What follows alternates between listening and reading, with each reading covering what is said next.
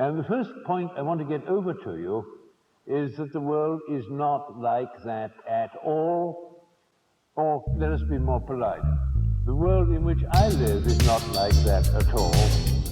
Bienvenue sur Radio Recyclerie, le podcast des idées, des débats et des écologies, à écouter en accès libre sur larecyclerie.com.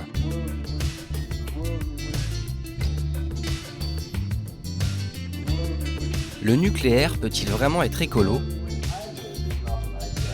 Un débat proposé par le magazine Futura avec Vincent Lucchese, Younes Boussena et Sophie Clotely.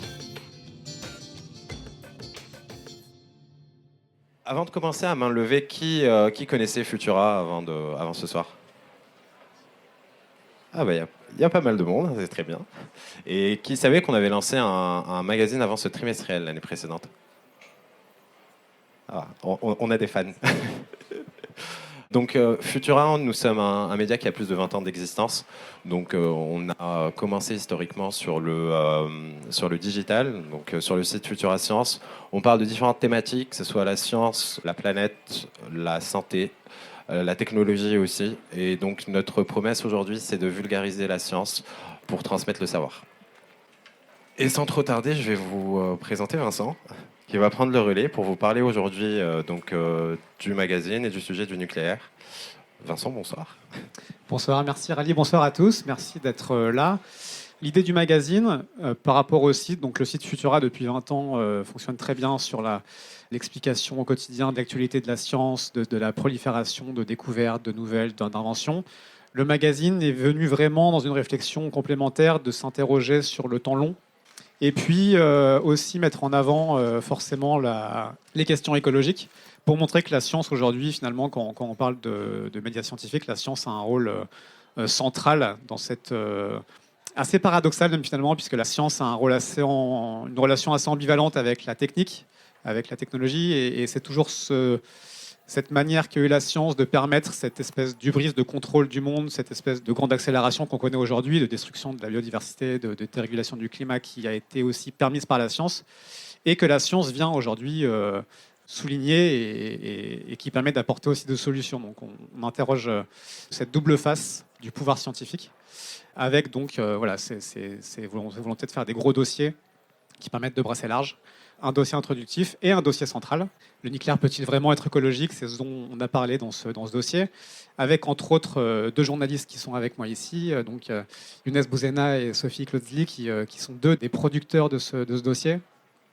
Pour introduire un peu les enjeux de ce dossier, on peut rappeler quelques grandes lignes de ce que ça soulève comme enjeu. D'abord, le contexte de réchauffement climatique global, vous le connaissez. Aujourd'hui, on se dirige vers 3 degrés, 2,7 de réchauffement climatique, si les pays respectent leurs engagements actuels, ce qui est déjà un réchauffement catastrophique, sachant que la France est elle-même bien plus concernée que le reste, que la moyenne mondiale, puisque le réchauffement climatique à 2,7 dans le monde, ça veut dire 3,8 en France, en moyenne, en 2100.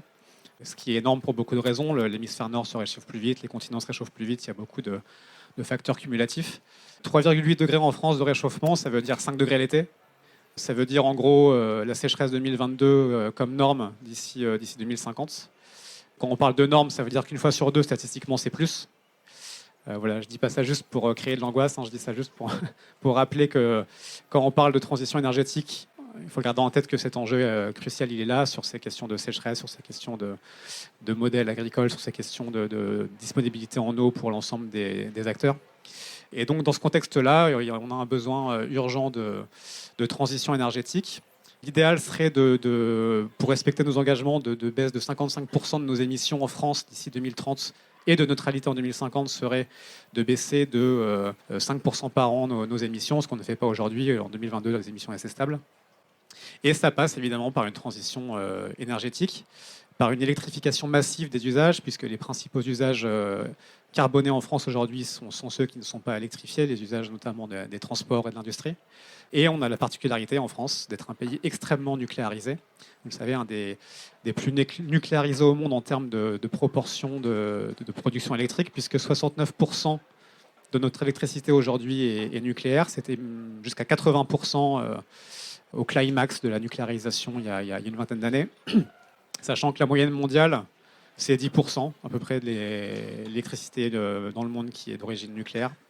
Donc voilà, on a un vrai enjeu en France de savoir si on veut ou pas électrifier avec le nucléaire, sachant qu'évidemment le parc vieillit. On a 32 de nos centrales qui vont avoir ou qui ont déjà plus de 40 ans et pour lesquelles se pose la question du renouvellement. Emmanuel Macron a annoncé déjà le lancement de 6 nouveaux EPR, dont le premier devrait avoir le jour au plus tôt en 2037.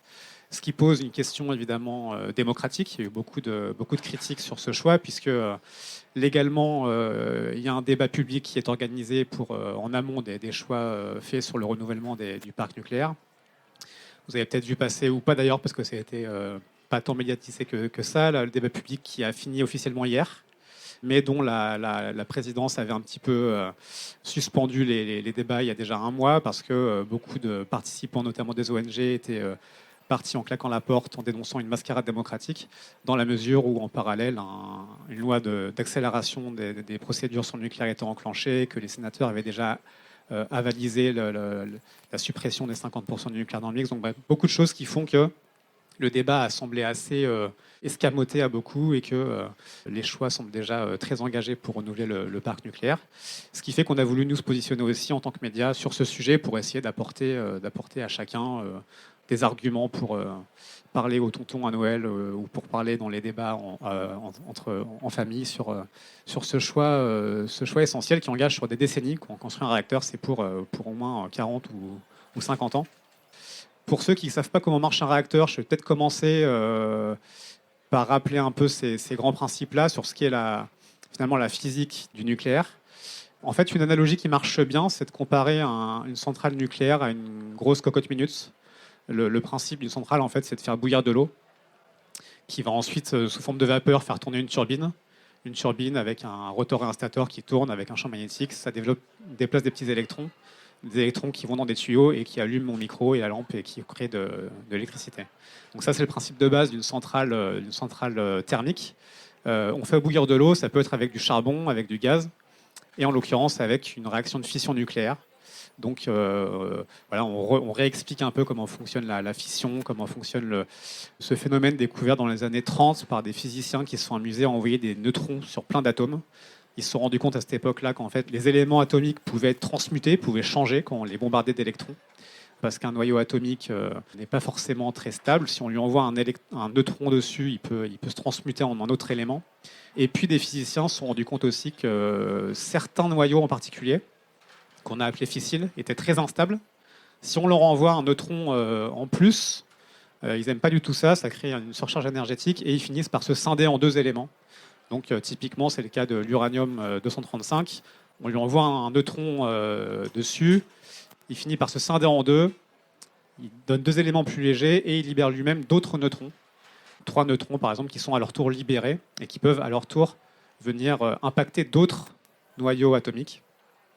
Et ça peut provoquer donc une réaction en chaîne de fission qui crée une libération de chaleur et qui donc génère de l'énergie. Tout l'enjeu est de contrôler cette réaction, évidemment. Si la réaction s'emballe, vous avez un peu une image, j'imagine, de ce que ça fait. Ça peut provoquer une explosion incontrôlée. C'est ce qu'on recherche quand on fait une bombe, c'est pas ce qu'on recherche quand on fait un réacteur. Le but quand on fait un réacteur, c'est qu'il y ait toujours un facteur de multiplication de charge égal à 1, c'est-à-dire qu'un seul neutron issu d'une fission vient de frapper un autre noyau d'uranium qui provoque une fission et que donc le taux de fission reste stable. C'est ce qu'on cherche dans une réaction et c'est ce qui fait qu'on cherche à faire en sorte que le cœur d'un réacteur reste toujours ne surchauffe pas, ce qui provoquerait sinon un accident comme on a pu le voir à Fukushima ou à Tchernobyl. Donc voilà, tout ça on le développe pas mal dans le magazine sur l'aspect vraiment purement physique, purement scientifique. Et puis on développe ensuite les avantages et inconvénients de cette énergie. Les avantages, ils sont assez évidents. C'est d'abord que le nucléaire est décarboné, il n'émet pas de gaz à effet de serre. C'est pas si évident que ça, en fait. On s'est rendu compte qu'il y avait il y a plusieurs sondages qui donnent des chiffres un peu différents, mais en moyenne, on a quand même 60% des Français qui pensent que le nucléaire participe au réchauffement climatique. Ça fait beaucoup de gens qui pensent l'inverse de la réalité, puisque le nucléaire est justement très décarboné. Il y a toujours un petit peu d'émissions liées à la fabrication des centrales, au ciment, etc. Mais la réaction en elle-même n'émet pas de carbone. Voilà, j'avais un chiffre pour vous donner un ordre de grandeur. En gros, pour produire 1 kWh d'électricité, c'est 1000 grammes de CO2 avec du charbon, 400 avec du gaz, et c'est 6 grammes en moyenne avec du nucléaire, et un ordre de grandeur à peu près équivalent avec des renouvelables. On en parlera peut-être avec Sophie après, mais ça varie un peu.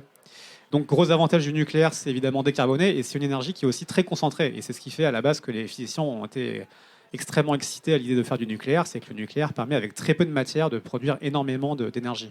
L'ordre de grandeur, il est énorme aussi à ce niveau-là. 1 gramme d'uranium enrichi, donc avec les noyaux fissiles dont je vous parlais tout à l'heure.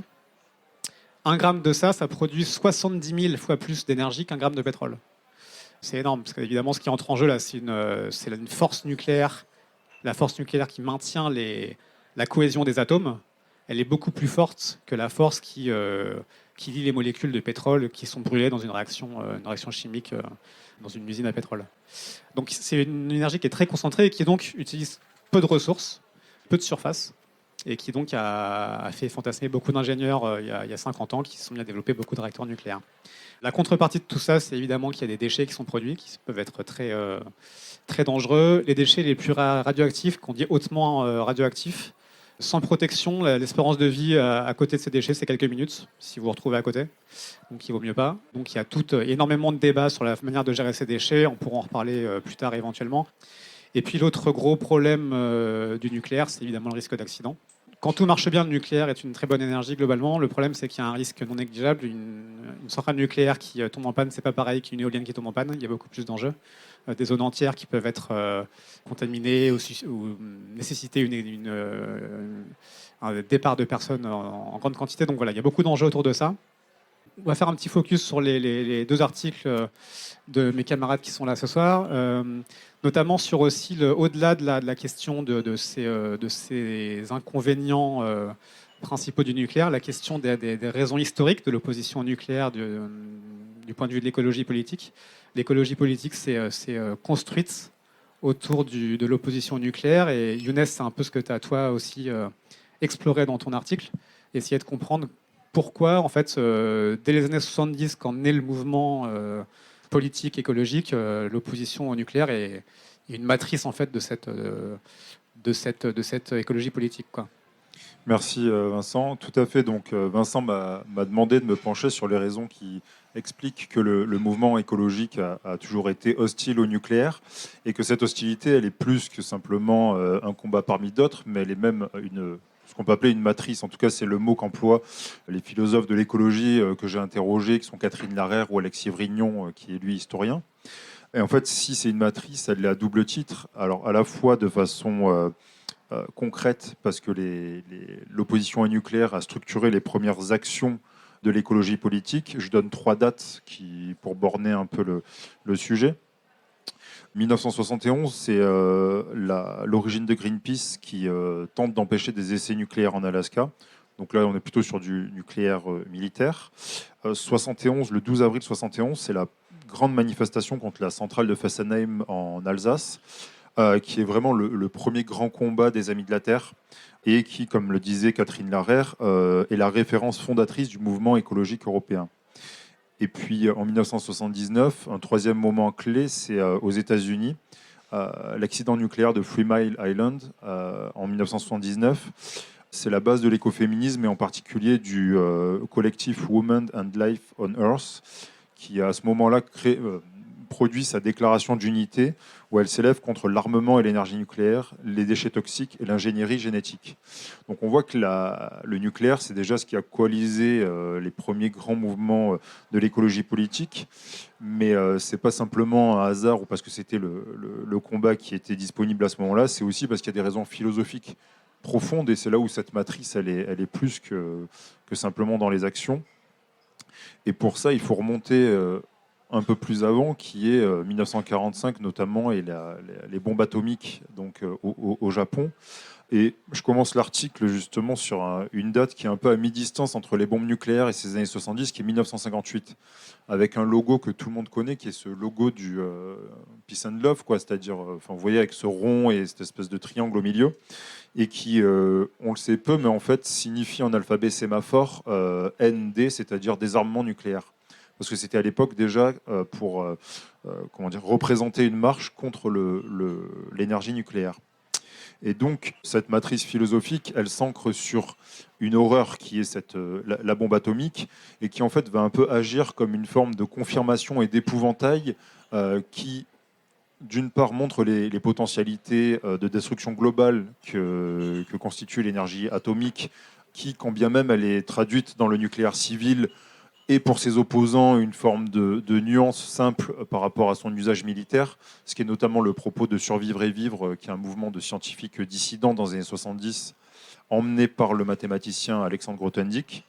Et je m'appuie dans l'article sur Stéphane Hicham Faïssa, qui est un philosophe assez connu de la pensée de l'écologie, qui a écrit en 2014 un livre qui s'appelle La fin du monde et de l'humanité, et qui montre que justement cette menace d'une conflagration nucléaire universelle, elle structure à 3 égards la mentalité avec laquelle cette question va devenir la matrice de l'écologie. D'abord, il dit qu'à partir de là, il y a une sorte de discours catastrophique qui fait que l'échelle des périls, elle est désormais globale, en fait. Il y a une sorte de changement d'échelle, c'est-à-dire que là, on se rend compte qu'il y a quelque chose qui concerne l'humanité entière. Par ailleurs, Stéphane Hicham Faïssa souligne que la bombe atomique change aussi la nature de la destruction, puisque cette destruction, elle est capable d'emporter l'humanité entière, ce qui est un peu le corollaire à la dimension géographique. Et donc, Edgar Morin lui-même parle de l'ère de la mégamort. Donc, voilà, on voit qu'il y a un changement d'échelle. Et enfin, il y a un peu l'idée qu'il faut, à partir de ça, créer une éthique qui va notamment inspirer un certain nombre de philosophes, dont par exemple Ulrich Beck ou Hans Jonas. Une éthique qui est notamment axée sur les générations futures, avec cette idée qu'il faudrait leur laisser une terre vivable, tout simplement, habitable. Et on voit que ce discours et ce narratif d'une terre qui doit être laissée pour nos enfants, elle structure jusqu'à aujourd'hui. On le voit avec Greta Thunberg notamment, ou les mouvements des jeunes pour le climat. C'est quelque chose qui est assez puissant aujourd'hui dans les arguments de l'écologie, et qui justement touche même certains adversaires ou certaines personnes hostiles à l'écologie, cette question un peu du monde qu'on va laisser à nos enfants. Ouais, c'est vrai qu'il y a toute cette question vraiment matricielle de la peur de l'apocalypse qui arrive. Ce que tu rappelles aussi, c'est qu'au-delà de cette motivation contre la bombe atomique, il y a ce lien consubstantiel entre la bombe et les centrales civiles, justement. Il y a à la base, je crois que la première centrale qui produit de l'électricité historiquement un petit peu expérimentale, c'était en 1942, celle du projet Manhattan, qui permettait de produire du plutonium. Et le courant électrique était un petit peu un produit dérivé, même pas tellement souhaité. C'était vraiment une façon de produire du plutonium pour les bombes. Oui, tout à fait. Donc, comme je citais Survivre et Vivre, donc, qui était ce mouvement de scientifiques dissidents, et pour eux, justement, cette disparition nécessaire de l'industrie atomique, elle est liée, alors comme tu dis, effectivement, à l'idée que la différence entre nucléaire civil et militaire est une question de nuance et pas de nature, et que donc, on ne sait jamais entre les mains de qui ces potentialités et ces infrastructures tombent. Mais il y a aussi toute une autre série d'arguments qui motivent, on va dire, ces marches très puissantes contre le nucléaire, qui vont être très structurantes pour l'écologie politique naissante, puisque je rappelle que le premier candidat écologiste à une présidentielle, c'est en 1974. Donc vraiment, les années 70 sont une charnière. Alors il y a une dimension qui est la question des limites, qu'on a peut-être un peu, qui est peut-être plus secondaire aujourd'hui, mais qui était très puissante dans les années 70. À la fois cette question des limites, qui est celle de l'hubris, qui est un vieux thème philosophique antique, et qui est posée de façon très concrète par le rapport Meadows en 72 sur les limites de la croissance.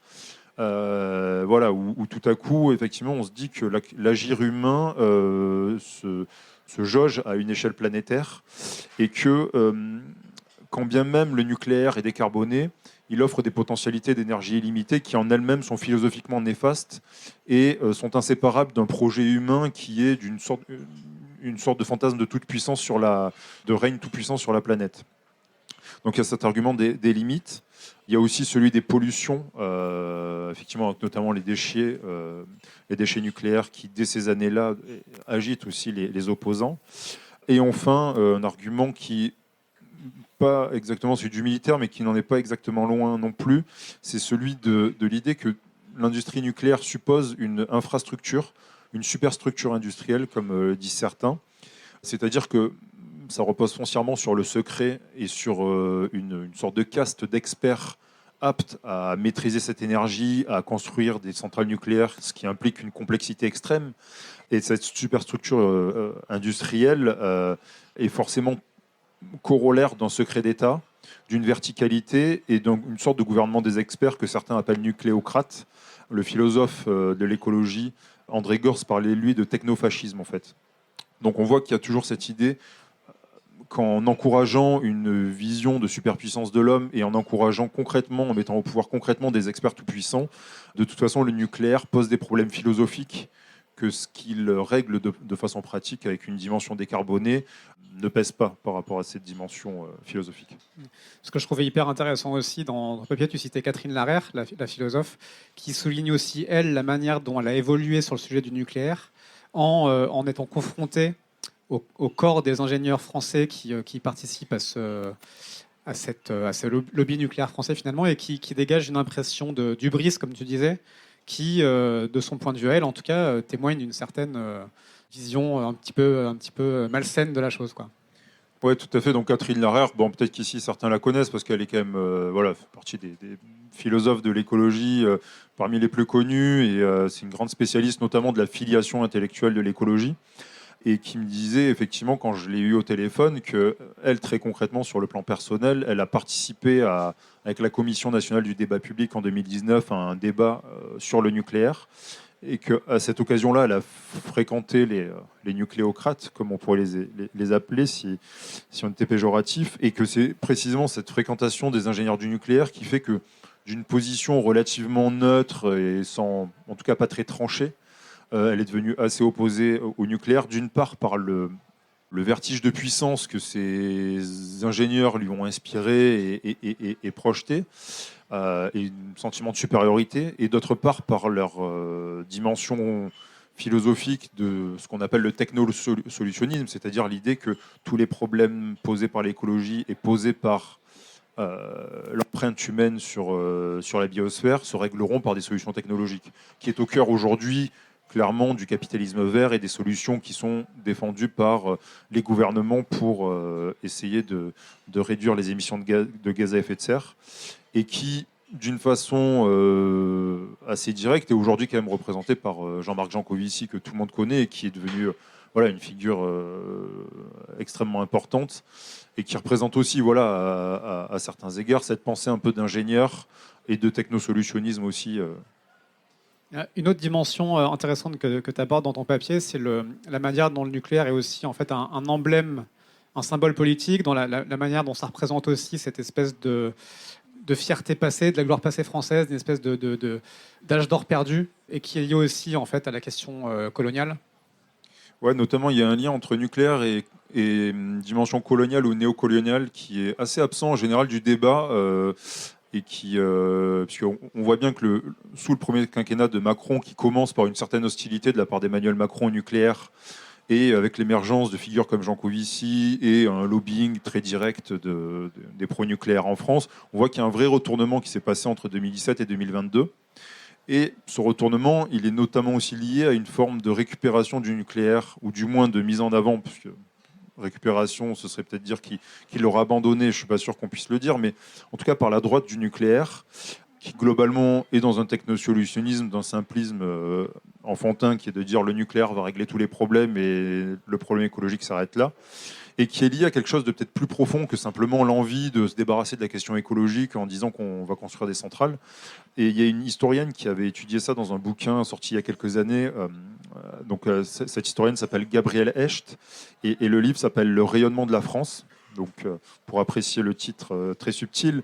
Et donc, dans cette thèse, en fait, elle montrait qu'en fait, il y a eu dès l'après-Seconde Guerre mondiale et un pays et la France qui sort du conflit de la Seconde Guerre mondiale, à la fois dévastée matériellement, mais aussi moralement avec la défaite de 1940, l'occupation, la collaboration, etc.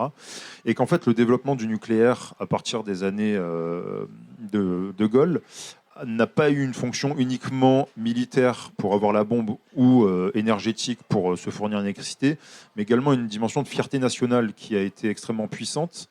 Et en fait, cette dimension, elle me semble assez importante pour aussi comprendre comment se structure aujourd'hui le débat politique sur le nucléaire et en particulier cet éloge permanent du nucléaire de la droite, voire de l'extrême droite, puisque Zemmour ou Marine Le Pen sont dans un éloge permanent du nucléaire, parce qu'on voit qu'il y a une intrication très profonde entre ce symbole de toute puissance qu'incarne le nucléaire et l'identité nationale française, en fait. Et il y a toujours cette idée d'indépendance. Et alors, si on va sur l'autre versant, qui est le versant colonial, qui est aussi notre dimension de cette idée d'indépendance et de fierté nationale, c'est que ce nucléaire est foncièrement assis sur la colonisation. D'une part, parce que tous les essais nucléaires, il y en a eu 210, ont été faits dans les territoires coloniaux. L'Algérie, à l'époque, avant l'indépendance, pour quelques-uns, mais surtout, il y a eu 193 essais en Polynésie, ce qui est énorme, 193 sur 210. Et qu'on voit bien que ces essais nucléaires, c'est pas un hasard s'ils n'ont pas eu lieu en Île-de-France ou en Alsace. C'est qu'à un moment, il y a une forme de racisme sous-jacent qui rend acceptable le fait de faire des essais nucléaires chez les Polynésiens et assez loin de la métropole, et de ne pas les faire en Corse ou dans les Alpes, puisque quand l'Algérie est devenue indépendante, l'historien Alexis Vrignon m'a raconté qu'en fait, il y avait eu des vrais débats au sein des autorités françaises pour tenter des essais nucléaires en Corse, dans les Alpes, mais on imagine bien que l'idée a été assez vite abandonnée. Et ce lien, il n'est pas uniquement, on va dire, antique ou du début de la Ve République, puisque au-delà des essais nucléaires qui sont arrêtés sous Chirac, donc il n'y a pas si longtemps, dans les années 90, la question de l'approvisionnement en uranium est aussi centrale, puisque quand certains avancent l'idée de l'indépendance énergétique grâce au nucléaire, c'est une idée qui est fallacieuse, puisqu'elle occulte systématiquement l'origine de la matière première de l'industrie nucléaire, qui est l'uranium, et qui est assez essentiellement puisée dans plusieurs pays, mais notamment le Kazakhstan et le Niger. Et on sait que il y a cette grande centrale à Arlit au Niger. Et là encore, en fait, l'occultation totale de cette origine est fondée sur une forme d'imprégnation néocoloniale, pour pas dire un peu raciste, contre laquelle s'est élevée notamment une anthropologue spécialiste des Touaregs dans un texte très intéressant que j'ai trouvé sur le site de la Revue Terrestre, puisque on voit bien que, ne posant jamais question, comme si l'uranium tombait du ciel, ça met aussi de côté, ça occulte aussi le sort des populations locales, puisqu'il y a des énormes problèmes écologiques et sanitaires dans les zones du Niger où cet uranium est extrait. Et comme cette anthropologue qui s'appelle Hélène Clodo-Awad le souligne, en fait, cette acceptation-là et cette occultation-là est aussi basée sur une double idée qui est foncièrement néocoloniale, qui est à la fois que l'extraction est le seul mode de développement de ces endroits du monde, et que foncièrement le désert est vide, et que donc en fait on pourrait un peu prendre de l'uranium ou d'autres ressources comme ça, et que de toute façon, vu que le désert est vide, ce serait une espèce de grand endroit, de grand magasin où on pourrait servir, ce qui est complètement faux, puisque tous les anthropologues des Touaregs et du Sahel le savent très bien, et que penser que la seule valorisation d'un pays comme le Niger, ce serait d'extraire de l'uranium au prix de la santé des populations et au prix de la pollution globale que ça engendre, c'est là aussi une question qui à la fois devrait se poser et qui est à la fois complètement occultée par ce mythe effectivement du rayonnement de la France et de cette indépendance qui ne résiste pas aux faits. Merci Younes. C'est vrai que cette grille de lecture politique permet d'échapper à la prétendue neutralité technocratique du nucléaire et de poser ces questions très, très importantes. Au-delà de ça, malgré tout, c'est vrai qu'il n'y a pas d'énergie propre dans l'absolu. Toute énergie a ses avantages et ses inconvénients. Et donc, on tente d'essayer de peser le pour et le contre de chaque énergie.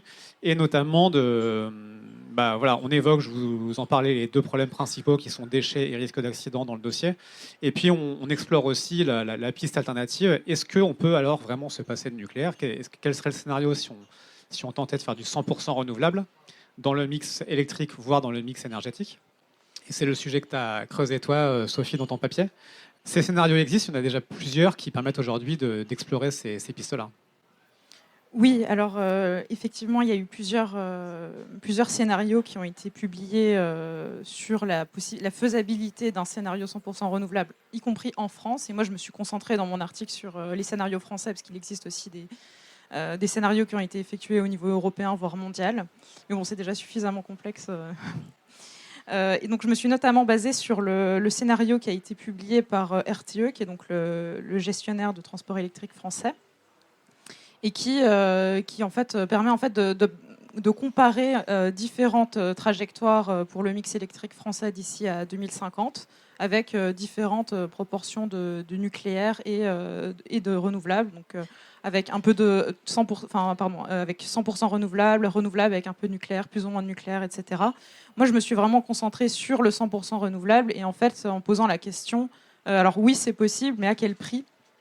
Et quand on dit à quel prix, bon, évidemment, ça implique l'éco économique, mais pas seulement. Bon, déjà sur l'éco économique, c'est très incertain parce que ça dépend effectivement de plein de facteurs. Et d'après RTE, les renouvelables, enfin le scénario 100% renouvelable serait un petit peu plus cher que le nucléaire, mais il y a énormément d'incertitudes même sur le prix sur le coût des EPR. On l'a vu, ça a été rehaussé, revu à la hausse plusieurs fois. Ça dépend beaucoup de paris technologiques finalement. Ouais. Oui. Et sur le nucléaire, on peut aussi, sur les renouvelables, ça pourrait aussi diminuer, on ne sait pas exactement. Moi, ce que j'ai surtout pu voir, donc, si on parle à quel prix, c'est notamment en termes de coût environnemental. Donc là, tu as commencé à le dire avant, c'est vrai que le nucléaire a l'avantage par rapport au renouvelable d'être une énergie qui est très concentrée. C'est clairement le défaut des renouvelables, et ça, je l'ai bien montré, je pense, dans l'infographie qui est publiée avec l'article. Pour 1 kWh, le nucléaire, son empreinte carbone, c'est seulement 7 grammes de CO2 équivalent. Le photovoltaïque, c'est 43. Après, toute proportion gardée, ça reste quand même relativement faible face au charbon. Donc, quand on se chauffe avec de l'énergie produite à partir de charbon, ça monte à 1,1 kg. Donc, c'est quand même... Ouais, on reste sur des énergies décarbonées, quoi. Voilà. C'est vrai que le nucléaire est beaucoup moins encore carboné que le reste, quoi. Ouais. Exactement. Donc, c'est quand même pas à sous-estimer, mais il faut quand même garder les proportions. Et donc ensuite, je pense que c'est une autre idée reçue qu'on entend souvent sur les énergies renouvelables. On a un peu l'impression que si on a 100% d'énergie renouvelable, on va avoir tout le territoire qui va être recouvert de panneaux solaires et d'éoliennes. C'est loin d'être le cas. En tout cas, dans le scénario de RTE, on passerait en fait de 1% du territoire métropolitain qui est actuellement recouvert par les infrastructures d'énergie renouvelable à 2 voire 3% en 2050. Donc ça reste relativement faible, et surtout il le compare aussi à l'artificialisation des sols qui est liée aux routes, aux bâtiments, aux centres commerciaux, etc., qui est en fait beaucoup plus élevée. Ça reste faible, mais là aussi il y a des chiffres assez éloquents sur la surface au sol comparative entre nucléaire et autres énergies renouvelables. Le nucléaire est quand même imbattable sur la concentration de sol accaparée, quoi. Oui, ça c'est évident, le nucléaire est imbattable là-dessus. Après, ce qu'il faut aussi voir, c'est qu'il y a des co-usages qui peuvent être développés quand même avec certaines énergies. On le voit par exemple avec l'agrivoltaïsme, donc, qui consiste à faire cohabiter panneaux solaires et usages agricoles. Après, là, évidemment, c'est aussi, il faut aussi prendre garde à laisser, à ne pas empiéter trop sur les activités agricoles et à trouver le juste équilibre. Mais effectivement, c'est un enjeu important. Ouais. Tu parles aussi du coût en minerais, en matériaux, parce que c'est vrai qu'on parle beaucoup des déchets nucléaires et de ce que ça implique, Younes le disait, comme extraction d'uranium, y compris dans des pays étrangers, avec une logique parfois néocoloniale. Le renouvelable, c'est beaucoup aussi de matériaux, même plus sur certains aspects que le nucléaire. Oui, alors effectivement, quand on compare, alors ça c'est aussi bien montré dans l'infographie, la quantité de minéraux utilisés, donc c'est quand même sans commune mesure avec le nucléaire, même si le nucléaire est loin d'être... on a parlé d'uranium tout à l'heure, mais il y a aussi besoin de cuivre, de manganèse, de chrome, de molybdène, donc plein de métaux qui interviennent aussi dans la production, dans la construction des centrales, etc. Mais effectivement, pour les énergies renouvelables, il y a un enjeu sur l'approvisionnement en métaux qui est extrêmement fort, en sachant que... on n'a pas de mine en France qui nous permettrait de... on n'a vraiment pas de quoi s'approvisionner, même au niveau européen. Donc on est extrêmement dépendant, notamment de l'extraction dans des pays du Sud. Donc effectivement, ça engendre une nouvelle... ça pourrait contribuer à renforcer cette logique néocolonialiste et en même temps créer des nouvelles dépendances.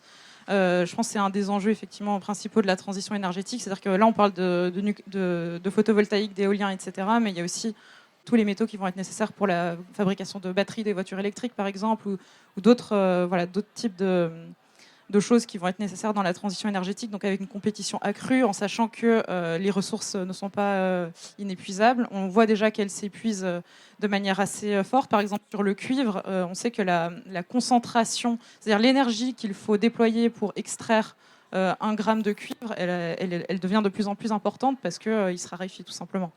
Et donc on va chercher dans des mines de plus en plus, de moins en moins riches en minerais, de plus en plus coûteuses à extraire, quoi. Oui, et sachant que l'extraction repose sur les énergies fossiles. C'est-à-dire que pour l'instant, on n'a pas trouvé le moyen, en tout cas d'après mes interlocuteurs, de faire de l'extraction minière entre guillemets propre, en tout cas avec des énergies renouvelables. Il y a cette question de l'empreinte écologique des renouvelables que tu analyses. Et il y a aussi, peut-être encore plus fondamentalement, la question de la viabilité d'un système électrique qui serait basé que sur du renouvelable. Des gens comme Jean Covici, justement, on parle beaucoup de cette question de l'intermittence du renouvelable, du nouveau renouvelable, parce que l'hydroélectrique n'est pas intermittent, mais quand on parle du nucléaire ou de l'éolien, cette intermittence, c'est compliqué à piloter sans le nucléaire, puisque le nucléaire, justement, est une énergie pilotable qui permet de réguler le réseau. On sait que les Allemands font ça avec du gaz à la place du nucléaire, ce qui n'est pas forcément non plus idéal. Est-ce qu'on peut avoir justement un mix électrique qui soit fait intégralement ou en grande partie d'énergie intermittente?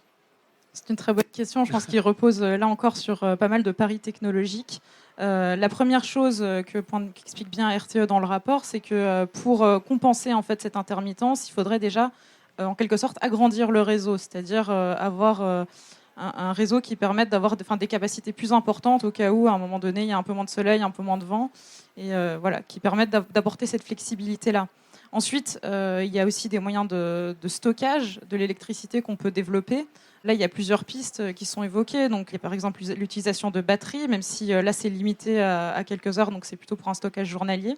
On peut aussi se servir des batteries des voitures électriques. Donc, si on pense que d'ici à 2050, de plus en plus de personnes vont avoir des véhicules électriques, ils pourront aussi restituer au réseau électrique une partie de l'électricité qui est emmagasinée dans la batterie pour utiliser l'électricité chez eux. Ensuite, il y a encore d'autres pistes, comme par exemple l'hydrogène, mais là, d'après ce que disait le rapport d'RTE, le rendement est quand même assez faible, c'est-à-dire que si on transforme l'électricité en hydrogène, qu'on le stocke donc sous forme d'hydrogène et qu'ensuite on le réutilise en tant qu'électricité, les pertes sont quand même très importantes, c'est un rendement d'environ 40%.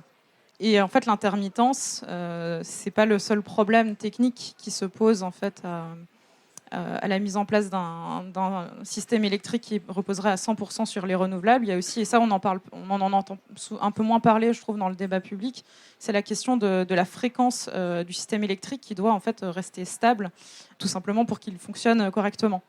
Et en fait, ce qu'il faut savoir, c'est que les centrales nucléaires et les thermiques, hydrauliques, etc., ne sont pas raccordées de la même façon au réseau électrique que les énergies renouvelables, donc éolien et solaire.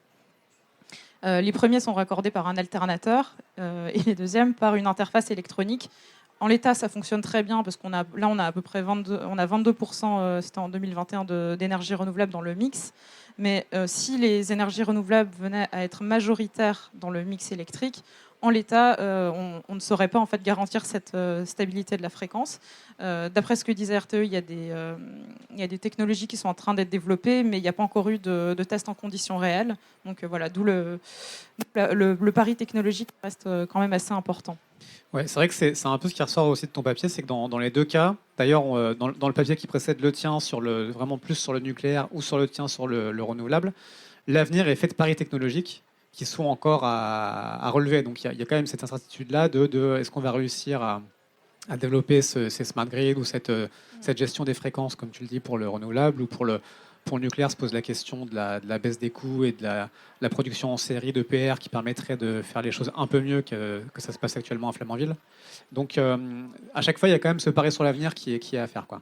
Peut-être pour conclure, tu as dans ton papier aussi cette réflexion qui est intéressante, voire fondamentale, c'est finalement que dans ces différents choix, différentes options, il y a la question de la sobriété qui est centrale. C'est-à-dire qu'en fait, finalement, le plus simple et peut-être le plus indispensable, c'est avant tout aussi de baisser la demande pour que ce soit moins compliqué aussi d'arriver à un mix équilibré, parce que les objectifs de développement de renouvelables d'ici 2050, ils sont faramineux en termes de production de gigawatts annuels des différentes branches énergétiques si on veut tenir les objectifs, quoi. Oui, parce qu'en fait, on pourrait se dire, passer à un mix électrique 100% renouvelable, c'est entre guillemets simplement remplacer toute l'électricité qui est aujourd'hui produite par le nucléaire et les fossiles par des renouvelables. Mais en fait, la consommation va est destiné à augmenter, notamment avec l'électrification des usages. Donc, par exemple, si on passe tous à la mobilité électrique, ça va engendrer évidemment une consommation électrique supplémentaire. Donc là, c'est un premier enjeu. Et du coup, effectivement, vu toutes les contraintes qu'on a évoquées, on se dit bien que, et c'est assez intuitif, moins on aura besoin de panneaux solaires et d'éoliennes, mieux ce sera en termes d'impact environnemental. Et alors là, ça diffère un petit peu selon les scénarios, mais par exemple, Negawatt a échafaudé un autre scénario de mix énergétique cette fois-ci, pas simplement électrique, 100% renouvelable, qui est encore bien plus ambitieux que celui de RTE en termes de sobriété. Pour eux, en fait, un scénario 100% renouvelable, c'est forcément un scénario de sobriété énergétique. Donc, et d'efficacité énergétique, il faut quand même bien distinguer les deux. Donc, pour l'efficacité énergétique, par exemple, la rénovation thermique des logements, qui va de pair donc avec des usages plus sobres, donc par exemple baisser la température du chauffage, mais ça peut aussi être, si on parlait de mobilité tout à l'heure et de la mobilité électrique, d'augmenter le taux d'occupation des véhicules, d'avoir moins de véhicules aussi tout simplement. Donc il y a plein de solutions d'usage comme ça qui devront être développées pour y parvenir. Alors le scénario de Negawatt me paraît extrêmement ambitieux quand même, parce qu'ils disent que d'ici 2050, il faudrait réduire la consommation électrique de 50% en fait par rapport à maintenant. Donc ça paraît énorme au vu notamment des objectifs d'électrification des usages. Je pense que c'est probablement le plus grand des défis, c'est effectivement celui de la sobriété. Ouais. Merci Sophie. Il n'y a pas de solution simple. J'espère que c'est ce que vous retiendrez en lisant le dossier. Ce qu'on met aussi en avant, c'est qu'il n'y a pas non plus de solution inéluctable. Il y a vraiment toujours le choix dans ce qu'on veut faire comme mix. Et voilà, que ce soit du nucléaire ou du renouvelable ou quel que soit le mix choisi, il y a en tout cas toujours des options différentes. Ça implique juste des choix de société différents, effectivement, et des choix de sobriété. On a beaucoup insisté là sur les aspects assez critiques, parce que c'est aussi ce qu'il y a de plus intéressant à creuser. Mais vous verrez dans le dossier qu'on aborde plein d'autres sujets. On aborde aussi les perspectives technologiques pour un nucléaire du futur, avec différentes technologies qui permettraient de fermer le cycle du nucléaire, de réutiliser les déchets actuels comme combustible, d'avoir des réacteurs plus sûrs, d'avoir les technologies de réacteurs à neutrons rapides, des réacteurs à sel fondu. Il y a différentes technologies aussi qui vont vers du nucléaire plus vertueux. Donc voilà, on tente d'aborder différents aspects sur la question. On a le temps pour aussi prendre des questions si vous en avez, et puis après pour boire des coups ensemble et aussi parler autour d'un verre. Merci beaucoup.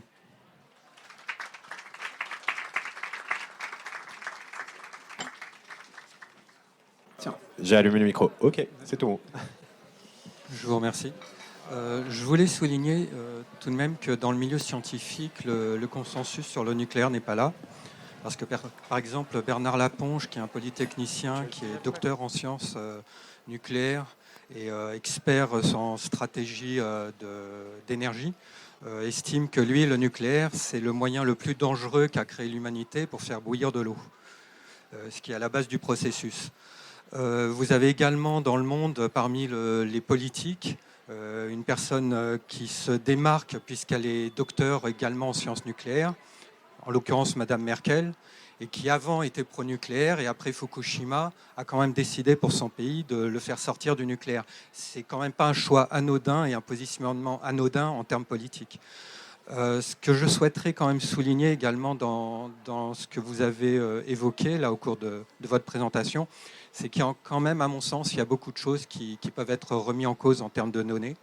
Par exemple, par aux émissions de CO2, la grosse problématique des déchets du nucléaire, dont aujourd'hui, pour donner quand même aux gens ici présents une échelle, il est estimé par l'ANDRA elle-même, c'est-à-dire que si vous allez sur le site de l'ANDRA, vous regardez les déchets actuellement gérés, en termes de volume, je vais vous donner quelque chose qui est parlant, ça représente l'équivalent en volume de 4 tours Montparnasse.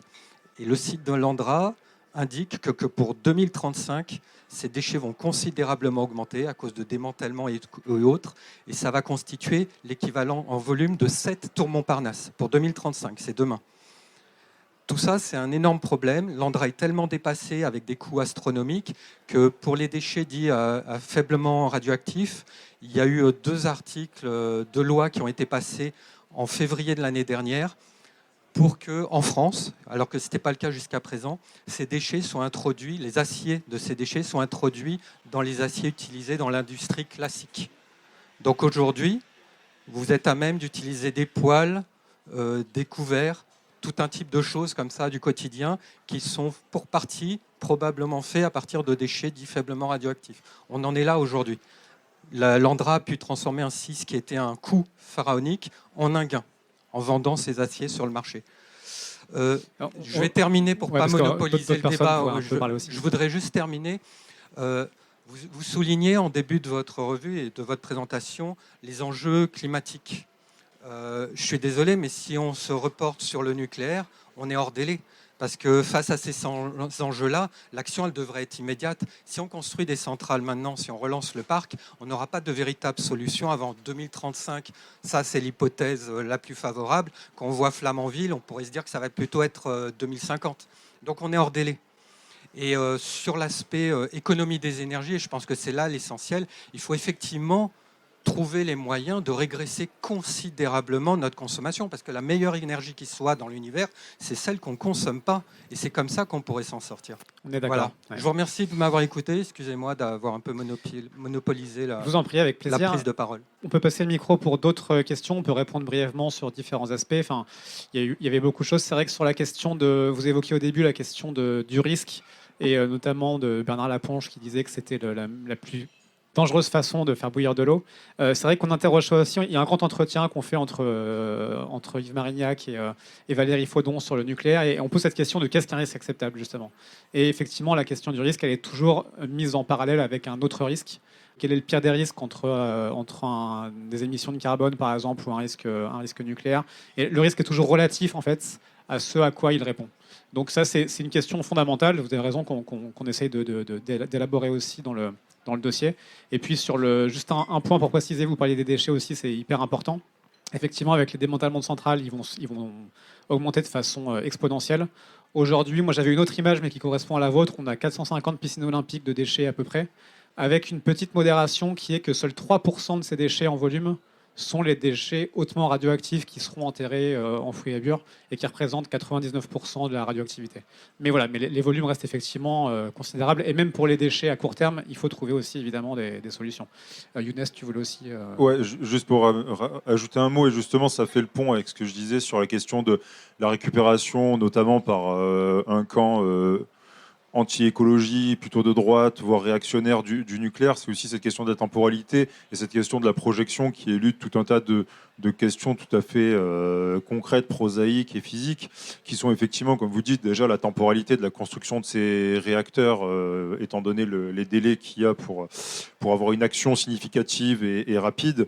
Et par ailleurs, tout ça se fonde quand même sur une forme de fiction ou d'abstraction qui est de postuler toute chose égale par ailleurs, c'est-à-dire très concrètement une stabilité du climat, du régime politique. Or, on sait très bien que d'abord développer du nucléaire, ça suppose une démocratie stable et un pays où il n'y ait pas, par exemple, de coup d'État, sans quoi ça pourrait être d'autres dangers extrêmement saillants.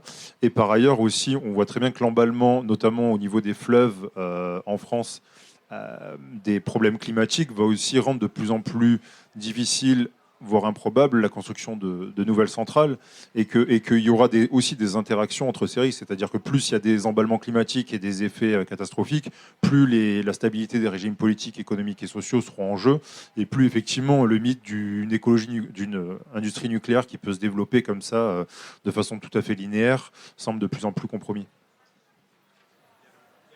Bonsoir, oui. Moi j'avais une question plutôt sur les investissements et les financements nécessaires au déploiement d'énergie plus propre, donc parallèle au nucléaire.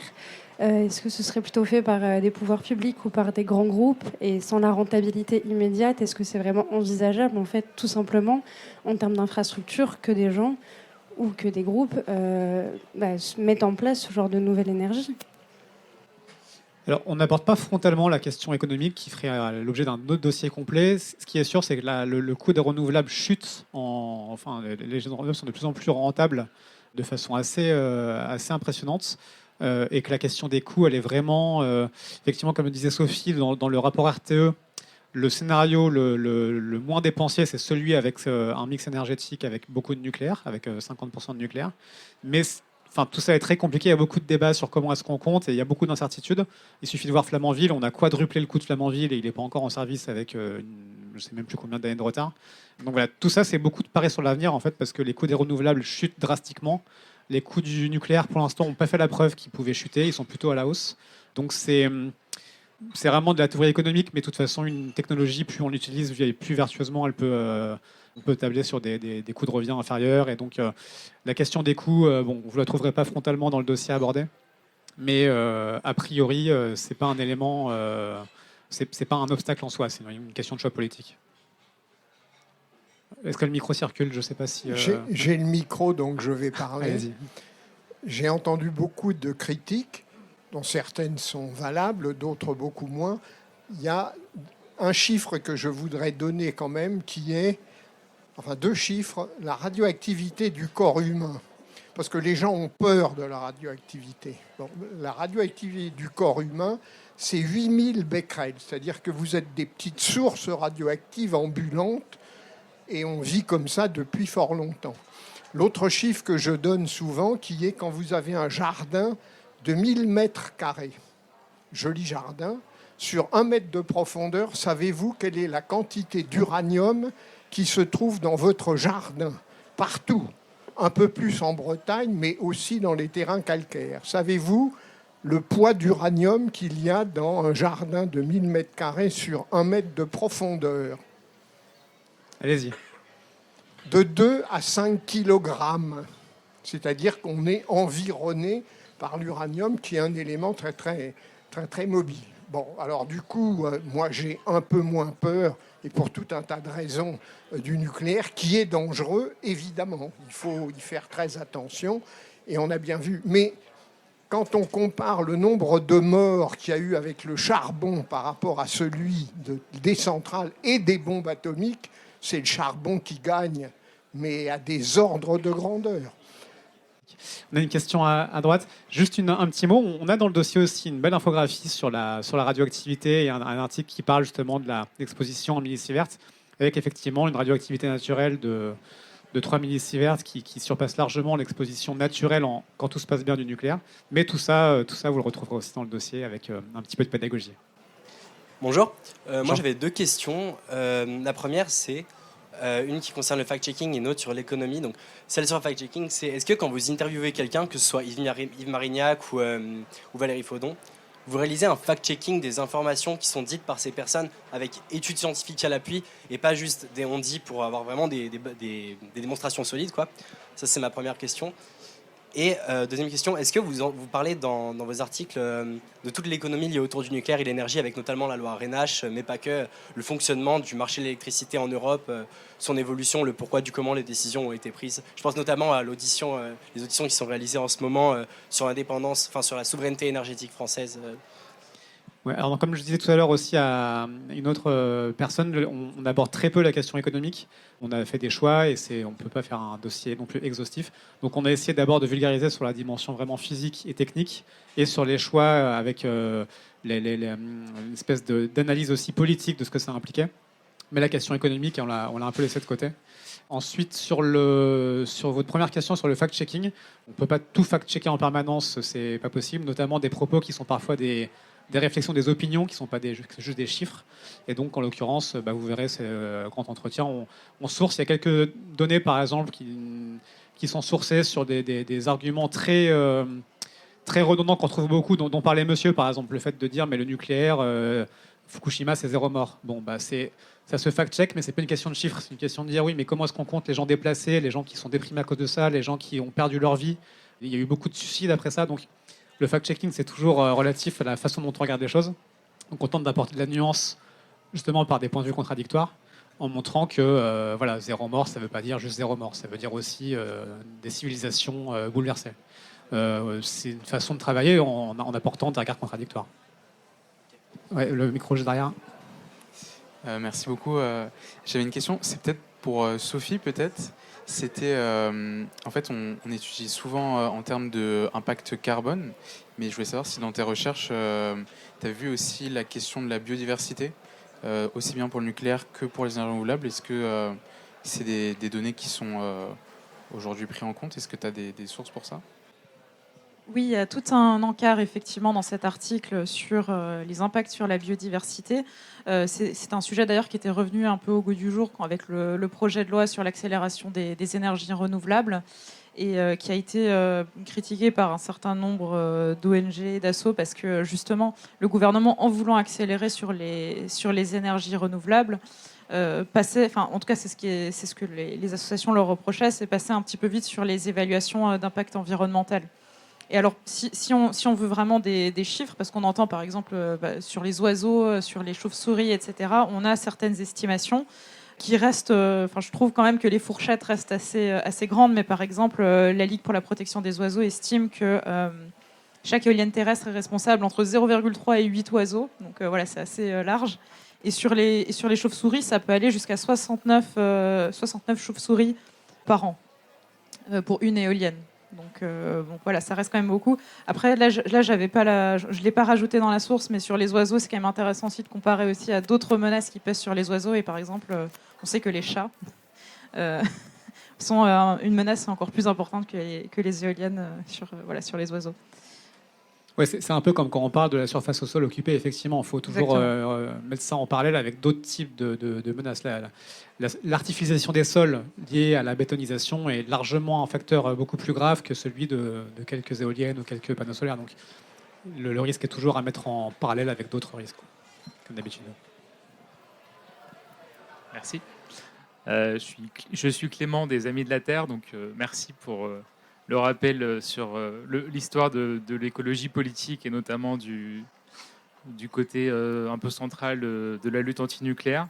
Aujourd'hui, justement, je voulais vous poser la question sur l'état des forces sur le mouvement antinucléaire et notamment au sein d'un mouvement climat qui se divise parfois sur justement cette question-là. Est-ce qu'il faut favoriser le nucléaire ou non ? Sachant qu'aujourd'hui, l'analyse pour certains, c'est être écologiste, c'est uniquement lutter contre le changement climatique et occulte malheureusement d'autres questions comme la biodiversité ou d'autres pollutions type déchets nucléaires. Donc, je voulais savoir quelle était, on est plus sur une approche scientifique, mais aussi quelle est l'analyse aujourd'hui de ce mouvement et de sa réflexion par rapport aux dangers que présente l'industrie nucléaire. Effectivement, il y a peut-être deux questions en une, mais sur la question des mouvements et aussi des forces en présence, c'est vrai qu'aujourd'hui, les Amis de la Terre ou Greenpeace, de par leur antériorité, il y a une forme d'institutionnalisation. C'est aujourd'hui à la fois des partenaires très critiques, mais en même temps qui sont beaucoup partie prenante dans les dialogues institutionnels et qui aujourd'hui, c'est vrai qu'il y a un peu cette nouvelle vague qui arrive aussi avec XR, dernière rénovation, etc. Donc ouais, qu'il y a aussi un renouvellement aussi du militantisme, de l'écologie politique.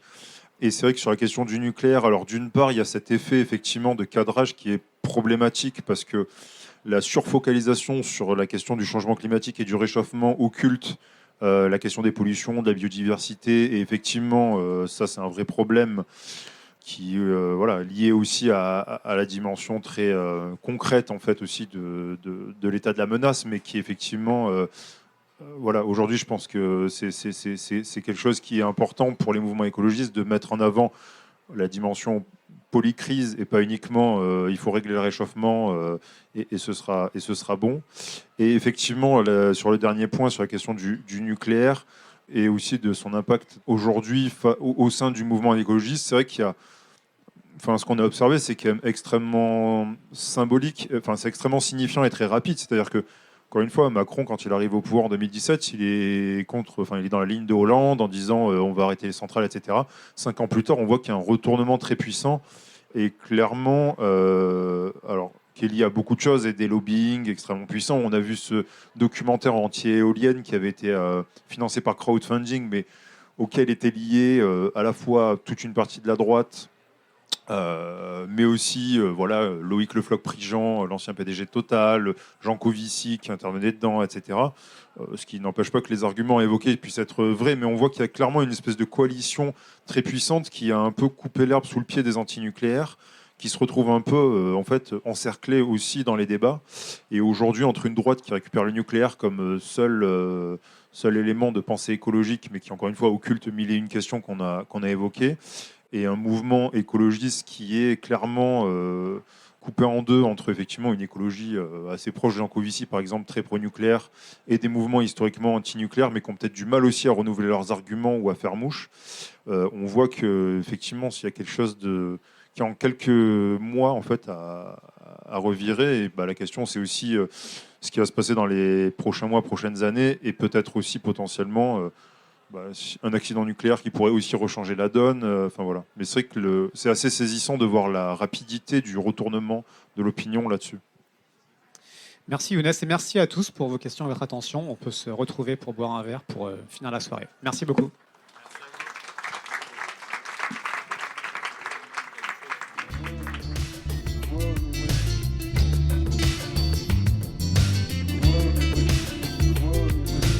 Merci pour votre écoute. Toutes nos émissions sont disponibles en podcast sur larecyclerie.com. Vous pouvez également suivre nos actualités sur Facebook, Instagram ou, encore mieux, venir échanger avec nous à la Recyclerie, au 83 boulevard Ornano à Paris, métro porte de Clignancourt.